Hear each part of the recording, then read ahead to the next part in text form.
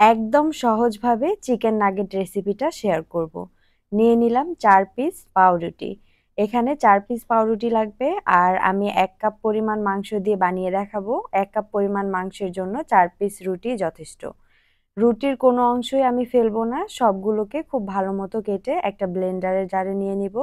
এরপর ২ minute blend করে নিলে খুব তাড়াতাড়ি ঝরঝরে ব্রেড ক্রাম্ব রেডি হয়ে যাবে।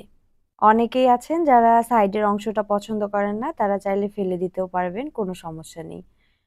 এই পর্যায়ে আমি মাংস নিয়ে নিলাম ১ কাপ পরিমাণে, একদম হাড় ছাড়া মুরগির বুকের মাংস নিয়ে নিয়েছি।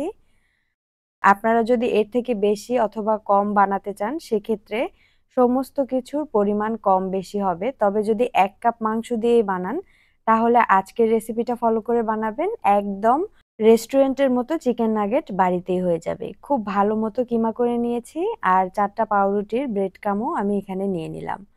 কিমাগুলোকে এক সাইডে রেখে দিব আর সঙ্গে দিয়ে দিচ্ছি স্বাদমতো লবণ। আমি এখানে হাফ চা চামচের একটু বেশি লবণ ব্যবহার করেছি। ১ চা চামচ পরিমাণে চিনি দিয়ে দিলাম।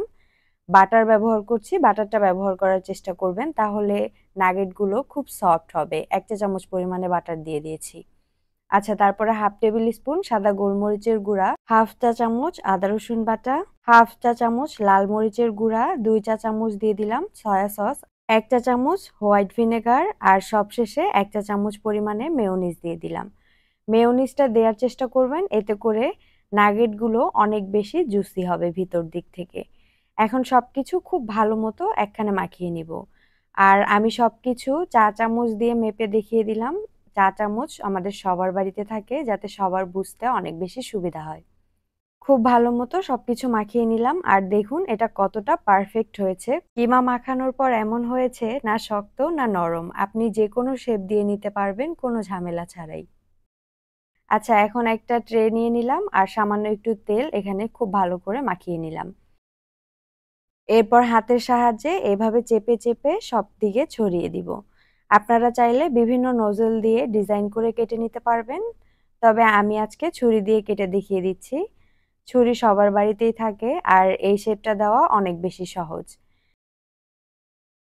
কাটা হয়ে গেলে সাইডের যে অংশগুলো থাকবে ওগুলোকে উঠিয়ে নিব, পরে আবারও খুব সুন্দরভাবে একই রকম করে শেপ দিয়ে নিব। আর মাঝখানে যেগুলো চারকোনা করে শেপ দিয়ে নিয়েছি সেগুলোকে একটু দেখিয়ে দিচ্ছি। হাতে উঠিয়ে নেওয়ার পর আঙ্গুলের সাহায্যে আরেকটু সুন্দরভাবে ঠিকঠাক করে নিব। দেখতেই পারলেন সবগুলো রেডি করে নিয়েছি। এখানে ২টা ডিম খুব ভালো মতো ফেটিয়ে নিলাম। এরপর ডিম খুব ভালো মতো চারিদিকে লাগিয়ে নিতে হবে। একটা কাঁটা চামচের সাহায্যে কাজটা করছি, তবে আপনারা চাইলে হাত দিয়েও করে নিতে পারবেন। আর সবশেষে লাগছে ব্রেড ক্রাম্ব। ব্রেড ক্রাম্বের উপরে দিয়ে একটু চেপে চেপে কোট করে নিব। তাহলেই নাগেটগুলো একদম রেডি হয়ে যাবে।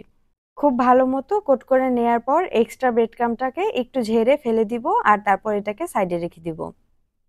আর আমি আপনাদের সঙ্গে একটা চিকেন নাগেট কাছ থেকে শেয়ার করব, এটা কতটুকু পাতলা বা কতটুকু মোটা করেছি সেটা দেখানোর জন্য। খুব বেশি পাতলাও করতে যাবেন না, আবার খুব বেশি ভারীও করতে যাবেন না। আমি একটু কাছ থেকে দেখিয়ে দিয়েছি, আশা করব দেখেই বুঝতে পেরেছেন। আবারও একটা বানিয়ে শেয়ার করছি যাতে সবার বুঝতে অসুবিধা না হয়। আশা করব রেসিপিটি আপনাদের কাছে ভালো লাগবে। আর রেসিপি যদি ভালো লাগে তাহলে অবশ্যই লাইক দিয়ে যেতে ভুলবেন না। এত কষ্ট করে ভিডিও বানানোর পর আপনারা যদি লাইক দিতে না চান তাহলে কি আর ভিডিও বানাতে ইচ্ছা করে? এখন কিছু নাগেটস আমি ফ্রোজেন করে রাখবো। আপনারা চাইলে পলিতে, এয়ারটাইট বক্সে অথবা এরকম ব্যাগে করে ফ্রোজেন করে রাখতে পারবেন। ২ থেকে ৩ মাস পর্যন্ত ভালো থাকে। যখন ইচ্ছে করবে নামিয়ে সাথে সাথে ডুবো তেলে ভেজে নিলেই হয়ে যাবে। এদিকে একটা প্যানে তেল বসিয়ে দিয়েছি আর তেলটা কিছুটা গরম হয়ে গেছে। একদম বেশি গরম করতে যাবেন না। তেল একটু গরম হয়ে আসলে একটা একটা করে সবগুলোকেই দিয়ে দিব। আর এই পর্যায়ে চুলার আঁচটাকে কমিয়ে মিডিয়াম টু লোয়ে রেখেছি। চুলার আঁচটা বাড়িয়ে সবগুলো ভেজে নিলে যেটা হবে, খুব তাড়াতাড়ি উপর দিকে রং চলে আসবে আর ভিতর দিক থেকে ঠিকমতো হবে না। তাই ধৈর্য নিয়ে চুলার আঁচটাকে কমিয়ে ভেজে নিতে হবে। এগুলো ভাজা হয়ে গেছে বুঝবেন কিভাবে? সেটার একটা উপায় হচ্ছে ভাজার পর দেখবেন ফুলে উঠেছে। ২ পিঠ অনেক সুন্দরভাবে ফুলে যায়। আমি সময় নিয়ে সবগুলো নাগেট ভেজে নিয়েছি। এখন নামিয়ে নিব। আর দেখতেই পাচ্ছেন কত সহজে অল্প কিছু মাংস দিয়ে কতগুলো নাগেট বানিয়ে নিতে পেরেছি। আশা করব আপনাদের কাছে রেসিপিটি ভালো লাগবে। রেসিপি ভালো লাগলে কিন্তু অবশ্যই সাবস্ক্রাইব করতে ভুলবেন না। আমি একটা ভেঙে আপনাদের সঙ্গে শেয়ার করছি। দেখুন ভিতর দিক থেকেও কত সুন্দরভাবে হয়ে গেছে। আল্লাহ হাফেজ। আসসালামু আলাইকুম।